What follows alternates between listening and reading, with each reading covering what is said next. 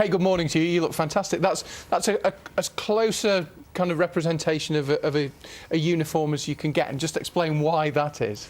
Yes, it's a pretty good copy of the uniform.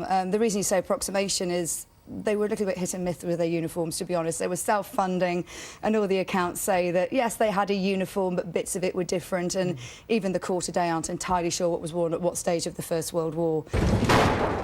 They would learn how to do self-defence, silent killing using their bare hands, and also close combat using a variety of weapons. Khaki tunic, a split skirt so I can ride astride, as well as side saddle, water bottle, first aid haversack with bandages and lint and all sorts of things in it. And the idea was the women would ride out onto the battlefield, tend to the wounded and bring them back.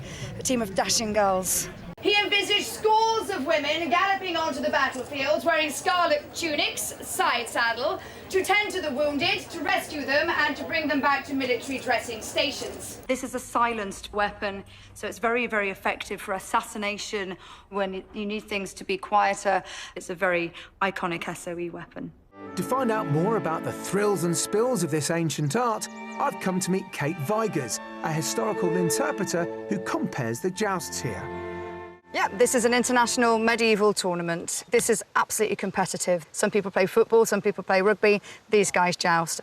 It died out as armour died out, really. Warfare moved on. The invention of the gun meant that armour started to die away, and jousting just started to peter out. I don't think these women particularly thought they were trailblazers. They weren't setting out to be feminists or carving a new way. They were answering the call of duty, but it did start something. It did start the independence, the freedom of thought. So I think the seeds were sown. The primary medieval horse used in warfare was the destrier.